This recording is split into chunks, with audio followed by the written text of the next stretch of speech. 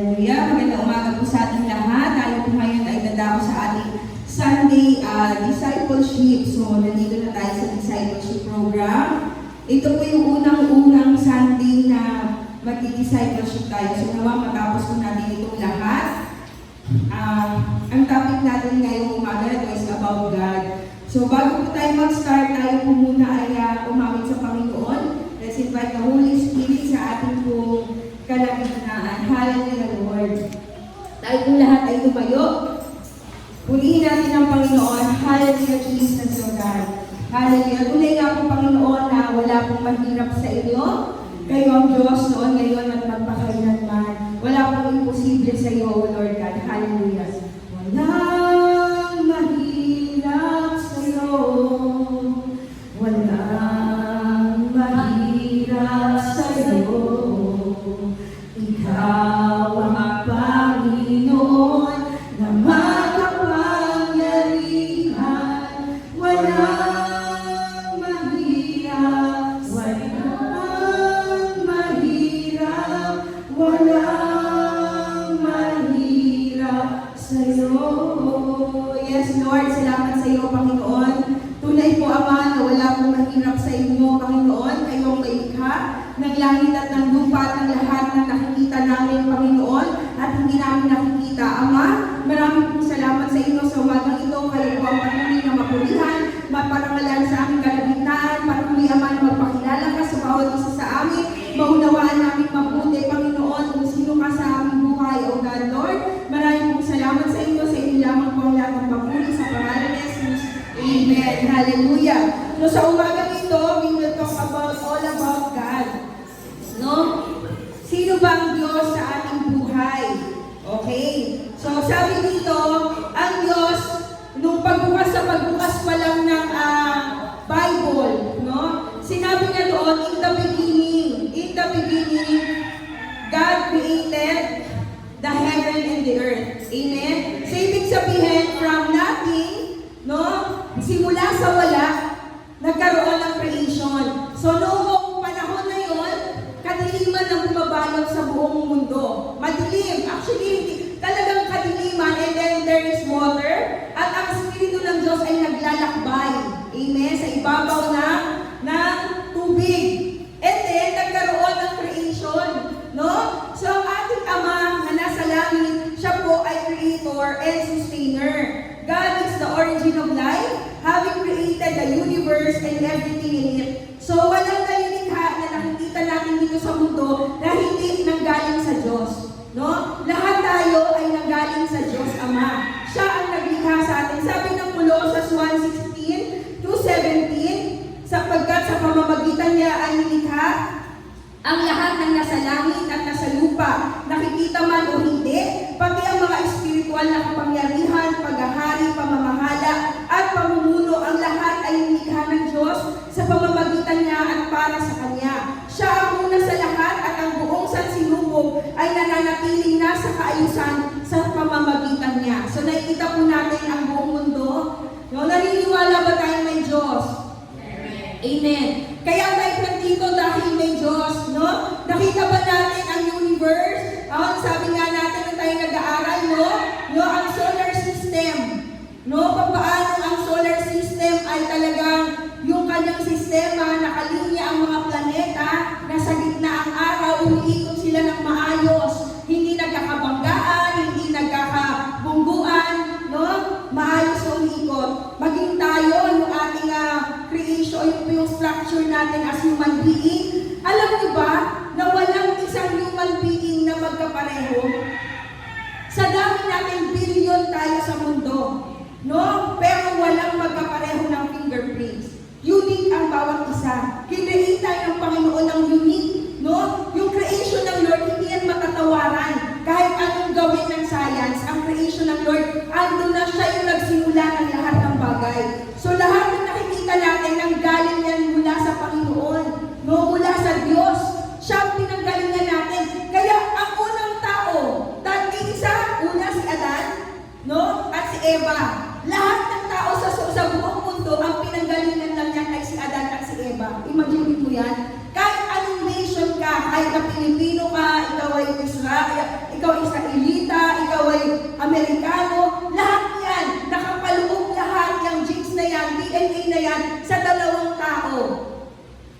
kay Adan at na kay Eva lahat yan.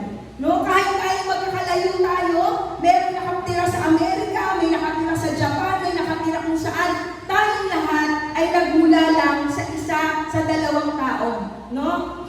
Nagmula kay Adan at kay Eva. Lahat tayo magkakapareho tayo. Iisa lang ang pinanggalingan natin lahat. Dahil sa creation, no, nagsimula lang sa dalawa. Kay Adan at kay Eva. Diba? So tayong lahat, nilikha ng Panginoon, ang Diyos ang lumikha sa ating lahat. Kaya yung sinasabi ng science na ang planeta daw ay ano lang, aksidente. Dahil nagkaroon ng Big Bang Theory. Ano mga theory na yun? Pinag-aaralan natin ng science. No? Sinasabi nila na sumabog ang isang napakalaking mass ng structure sa heaven. Sa kalawakan. No? Pero ang sinasabi ng Bible, ang lahat ng narito sa mundo ay nilikha ng Diyos. Amen? Kung bakit tayo, ang ating ulo nasa taas, ang paa natin nasa baba, no? Wala sa gitna yung paa, no? Nasa baba, ang kamay natin, tamang-tama yung pagkakalikha sa ating lahat. Dahil merong Diyos na matalino na nag-aayos ng lahat ng bagay. At siya ay lumilikha, siya ang manlilikha. Kung bakit mayroong nalo? Sapagkat ang Diyos ay manlilikha. Tayo na mga anak ng Diyos, meron tayong kakayahang lumikha din. Sapagkat ang pinanggalingan natin ay manlilikha. Kaya nakaka-create din tayo. Kasi nasa DNA natin ang pagiging creative. Nasa ating pagkatao, nasa mga cells natin, no? Meron tayong creativity na innate na sa atin. Kaya nakakalikha tayo ng mga magagandang bagay. Yung iba, yung plano, yung nalilikha nila, kotse. Di ba? Ganun. So, ibig sabihin, ang Diyos na lumikha sa atin, andito na lahat ng kailangan natin sa mundo. No? Kung bakit may mga nakaka-discover noon, sapagkat biniyayaan sila ng Panginoon, no? Ng kanilang revelation kung paano yung gagawin. So, ang Diyos ay totoo. Tunay ang Diyos, no? Totoo siya, sapagkat siya ang may hawak ng mundo. Kung bakit tayo narito ngayon maayos, ang araw sumisikat sa umaga, lumulubog sa gabi, may mga season, bakit hindi nagkakarambola ang lahat ng bagay dahil merong Diyos na humahawak sa lahat? No? At ang buhay natin ay hawak ng Diyos. Merong Diyos. Kung sino ba itong Diyos na kinikilala natin? Ang Diyos na kinikilala natin ay may tatlong persona. No? Trinity, yung sinasabi natin, God the Father, God the Son, God the Holy Spirit. Meron siyang tatlong persona. Paano natin iintindihin yung tatlong persona? Napakahiwaga ng tatlong person of God. No? Yung iba, sabihin nila, isa lang ang Diyos. Yes, iisa lang ang Diyos, pero meron siyang tatlong persona. Diyos Ama, Diyos Anak, at Diyos Espiritu Santo. No? Katulad nga ng tubig, isang tubig lang yan. Pero kung yung tubig, ilagay mo yan sa freezer, ano nangyayari sa tubig? Nagiging? Yelo. So, pero isang tubig lang yun. Siya pa rin yung tubig na yun. Nag-iba lang siya ng form dahil iba na yung kanyang atmosphere, iba na yung environment niya. No? Yun yung nagiging karakter niya, nagiging matigas siya. Ngayon, kunwari, yung tubig, pinakuluan mo. Anong nangyayari sa tubig? Nagiging? Usok, nagbe-vapor. No? Nagiging usok siya. Nagiging gas. No? Pero galing lang din yun sa tubig. Yun din yung tubig na kumulo. Nag-evaporate. No? Kumulo siya, naging gas na siya. So, ibig sabihin, ganun din ang Panginoon Diyos natin. Siya ay Diyos Ama, Diyos Anak, Diyos Espiritu Santo. Iisang Diyos, pero meron siyang tatlong persona. Ang sabi dito sa Mateo 28:19, kaya't habang kayo'y humahayo, gawin ninyong alagad ko ang mga tao sa lahat ng bansa. Bautismuhan ninyo sila sa pangalan ng Ama, ng Anak, at ng Espiritu Santo. No? Ang Diyos ay mayroong tatlong persona. No? Diyos Ama, Diyos Anak, Diyos Espiritu Santo. Noong Old Testament time, noong Old Testament time, ang manifestation, ang dispensation ay na God the Father. Ang kumikilos ng panahon ng Old Testament, walang iba kung hindi ang Diyos Ama. Kaya walang pwedeng makakita sa Kanya. Kasi mamamatay kung sino man ang makakakita sa Kanya. Bakit? Sa Kanyang holiness, hindi siya kayang i-contain ng tao. No? Kaya noon, kay Moses, ang mangyayari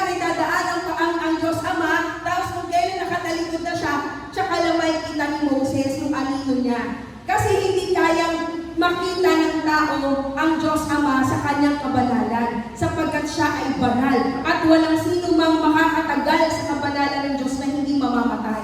No? Kaya in the Old Testament time, yung mga Levites lang ang pwedeng pumasok sa tabernacle. No? Bakit? Sapagkat hindi pwede dahil mamamatay kung sino man yung tao papasok doon na hindi siya talaga nagpakabanal. Kaya ang mga Levita, wala po silang ibang ginagawa kung hindi mananalangin, gawin ang mga gawain na patungkol sa simbahan. Hindi sila humahawak ng gawain sa mundo, sapagkat ang Diyos sa pinaglilingkuran ay banal. Amen? Kaya po, ang Diyos, Ama, at nung dumating yung New Testament time, ang sino naman ang dumalaw sa New Testament time? Ang Diyos Anak. No? Si Jesus Christ naman. Siya naman ang naranasan ng New Testament time. At ngayong panahon natin, wala na si Jesus Christ. Hindi natin siya kasama ng mukhaan.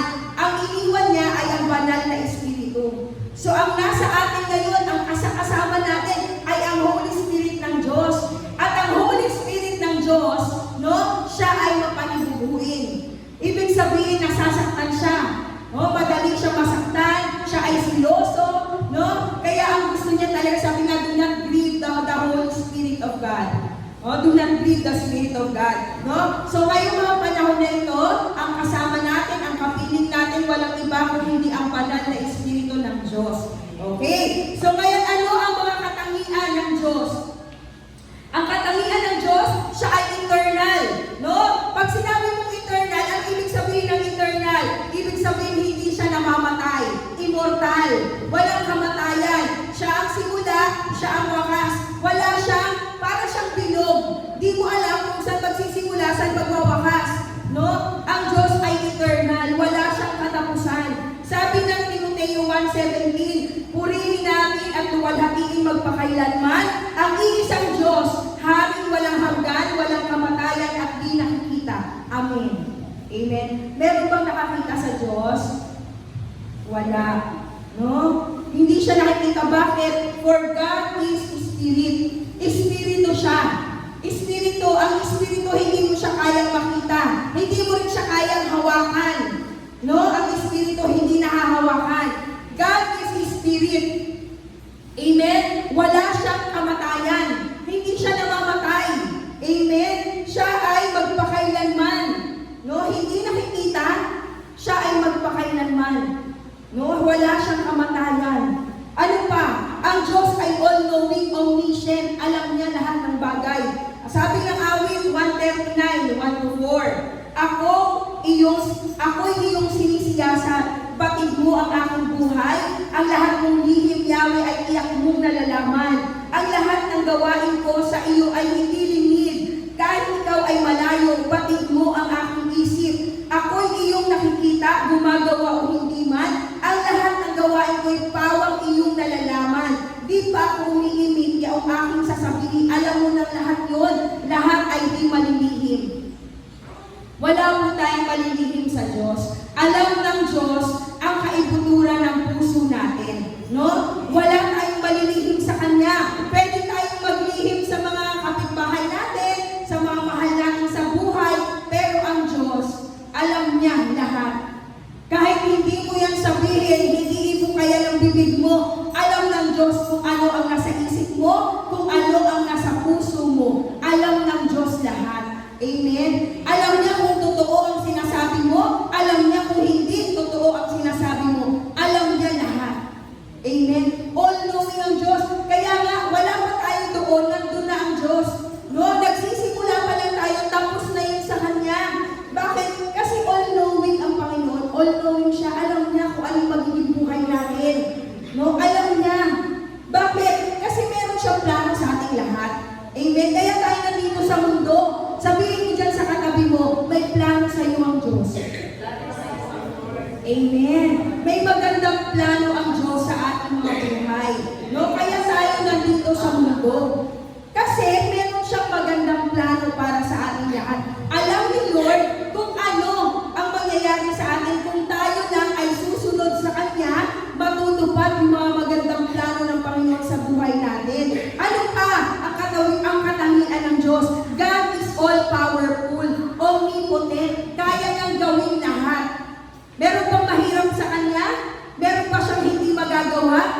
Wala.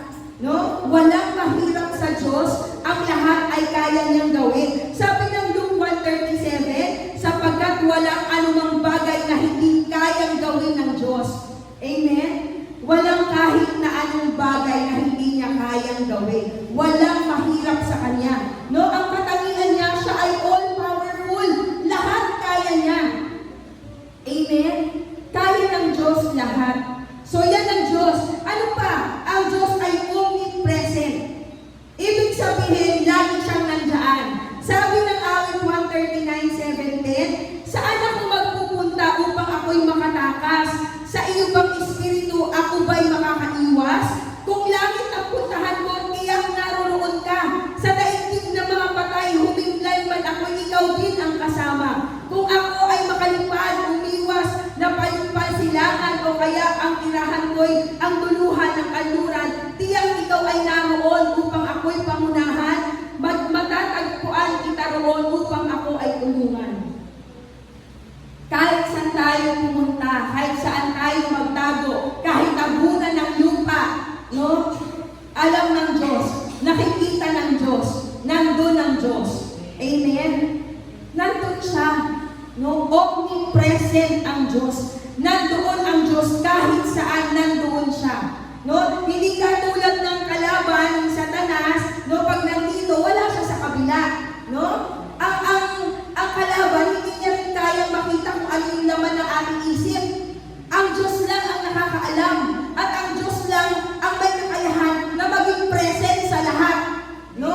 Lahat ng oras, lahat ng panahon, lahat ng sitwasyon, lahat ng lugar, kaya niya nandoon siya.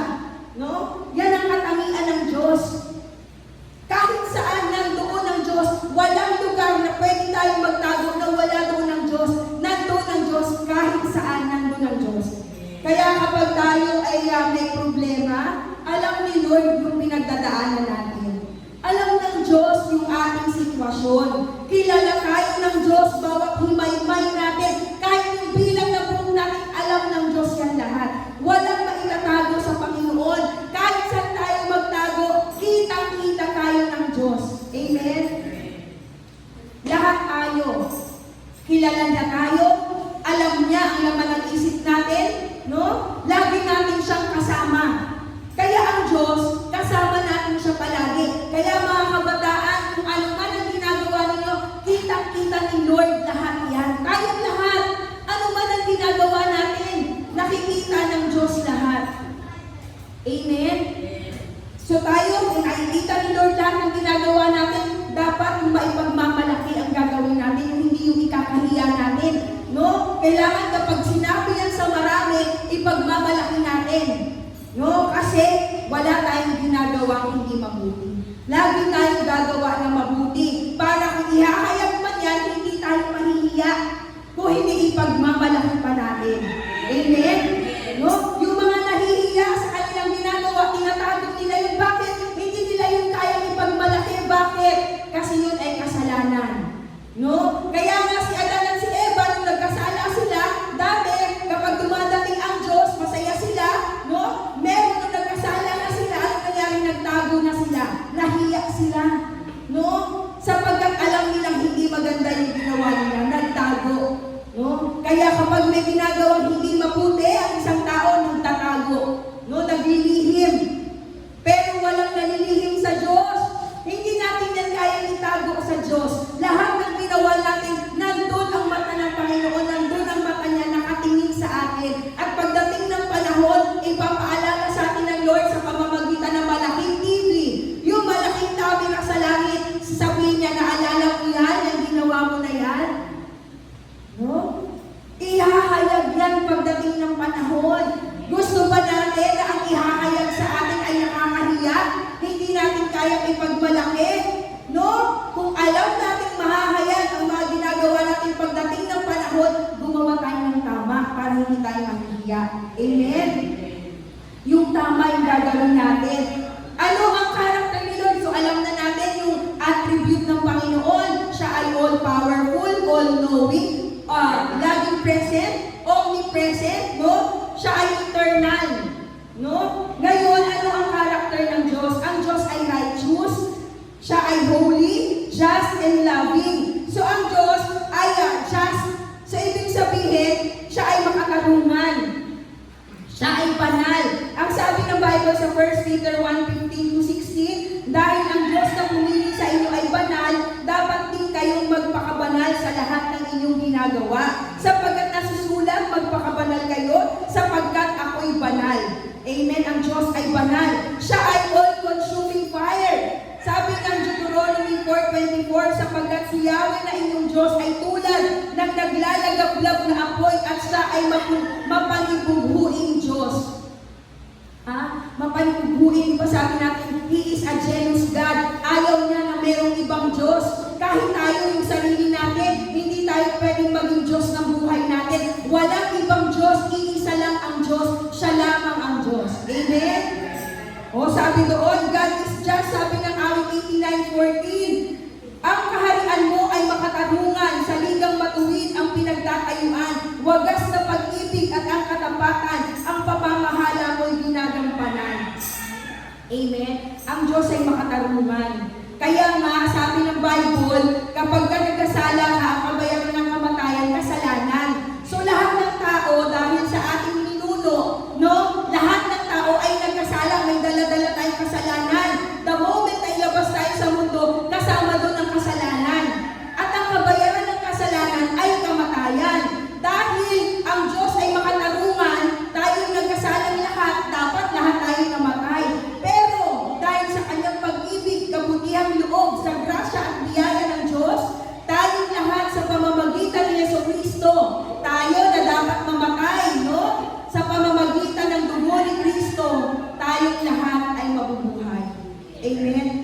Sabi ng John 3:16, gayon na lamang ang pag-ibig ng Diyos sa sanlibutan na sino mang manampalataya sa Kanya ay hindi mapapahamak kung hindi magkakaroon ng buhay na walang hanggan. So tayong lahat, we are all destined to die. Lahat tayo papunta tayo sa impyerno. Sabi nga, ang Diyos ay naglalagablab na apoy. Ano ba yung naglalagablab na apoy? Ito ay tumutupok sa lahat ng kasalanan at hindi matuwid. Kapag hindi ka, wala ka sa katwiran, ano mangyayari? Ikaw ay maparurusahan at ang parusa ng pagtutuwid ay naglalagablab na apoy. Yun ang maglilinis. Diba? Pero dahil sa kabutihan ng Diyos, sa pag-ibig ng Diyos, tayong lahat, liligtas na tayo sa pamamagitan ng dugo ni Kristo. So yun sabi nga tayong lahat, wala tayong maipagmamalaki sa Diyos kasi tayong lahat, pare-pareho tayo ng hatpungan, kamatayan. Pero dahil sa kabutihan ng Diyos, dahil sa pag-ibig niya, wala tayong kaya ipagmalaki. Kung hindi tayong lahat, tayo ay recipient ng pag-ibig ng Diyos. Umiibig ang Diyos sa ating lahat. So, tayong lahat ay pinalaya na sa kamatayan. Meron na tayong buhay na walang hanggan sa lahat ng tatanggap sa Kanya at susunod sa Kanya. Amen? Ang condition doon sa mga tatanggap, kung sino man ang manampalataya. Ang pananampalataya ay pagsunod. Kung tayo ay susunod sa Diyos, yung dapat nating kamatayan, kinuha na yun ni Kristo. Tayong lahat ngayon ay malaya na sa kamatayan. Tayo ay mga malaya. At ano ang relasyon natin? Anong relationship ng God to humanity? He is the Father, Redeemer, and Savior who offers grace and mercy. So ang Ama, ang Diyos ay Ama sa ating lahat. Sino dito may mga tatay? Lahat po may tatay. Amen. Tayong lahat may mga tatay. Kilala niyo ba ang tatay natin? Ang tatay ng lahat ng tatay? Walang iba kung hindi ang ating Ama na nasa langit. Siya ang ating ultimate Father. Siya ang tatay ng lahat. Kung ang tatay mo man ay kung ano man ang kanyang karakter, hindi siya perfecto, ang tatay natin sa langit perfect. Amen? Kung ang tatay mo sa palagay mo hindi naging mabuti sa'yo, pero ang tatay mo sa langit, siya ang tunay nating Ama. Lagi natin siyang kasama. Hindi niya tayo iiwanan, hindi niya tayo pababayaan. Siya ang ating Ama, tatay natin siya. Amen? Tayong lahat, mayroon tayong tunay na tatay, nandoon siya sa langit.